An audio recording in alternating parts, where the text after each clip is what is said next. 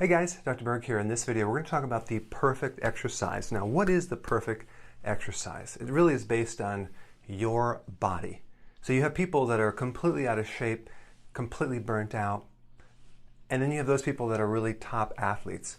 So we're going to just teach you the elements so you can adapt them to your workout. It really, exercise is composed of three simple variables. We have the time of exercise, we have the intensity, and then we have the recovery. And then you also can have frequency of how many times you do it, but that's the simplicity of a workout. Now the question is, if you're going for toning or you're going for fat burning, there's different things that you can go for. Like, for example, if you're going for toning, you're going to be working the body part a little differently. What I'm going to talk about is mainly overall fitness and fat burning, okay? It's how to maximize that. So the first thing to know is that the time of exercise is really not something that increases growth hormone, which is the main fat-burning hormone. So, in fact, the more you work out, the more you increase cortisol, the more you add stress to the body. So these people that are doing the, let's say, the high-intensity, long duration, hour and a half boot camp every single day, all they're doing is raising cortisol. They're not going to get fit. They're not going to lose weight.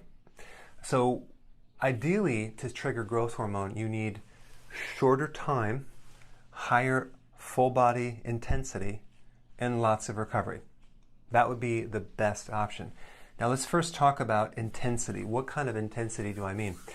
Well, anything that works your every single muscle at one time, that would be the best thing.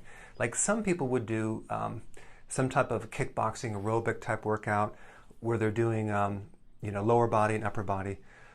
I like to do deadlifts. In fact, that really helps my back when I do that. But doing a good deadlift with great technique, you can get some serious intensity because you're using every single muscle that you have. You can also do jump rope. You can do, like, certain types of yoga is very, very high intensity, to work every single body. So we want to do something that spikes the pulse rate fast and works all your body. But we don't want to do this for a long time. We want to do it short. Now, here's the rule of thumb. The maximum time of workout, if you're doing interval training, which is short, high intensity, rest, short intensity, high rest, would be between 20 and 40 minutes.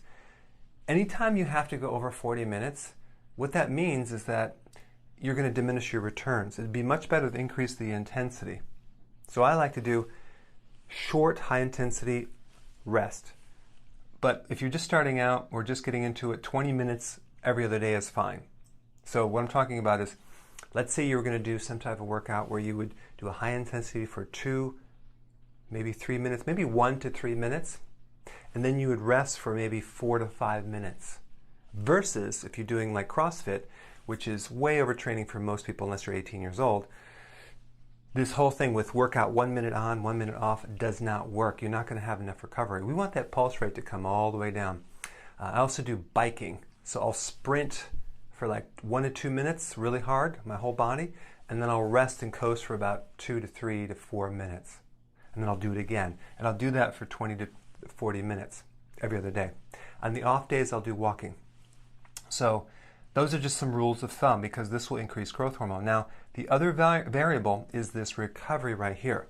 All the benefit from the exercise occurs in that second recovery stage, primarily when you're sleeping. And 48 to 72 hours later, that's where all the good stuff happens. Because this is all just stress. This is all just rebuilding, recovering, fat burning, and that takes some time.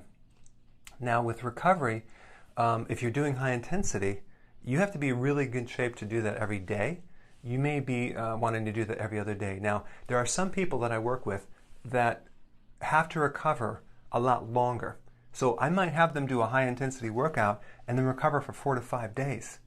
I've had people that I switch them from every other day to once a week, and man, they start losing weight like crazy. So this is something you want to test in your body to see if you're not losing weight, increase recovery, and see if that doesn't help you, versus sacrificing your sleep, getting up early at 4 o'clock in the morning to get that workout. It's much better to get to sleep than it is to work out because that's where all the good stuff happens.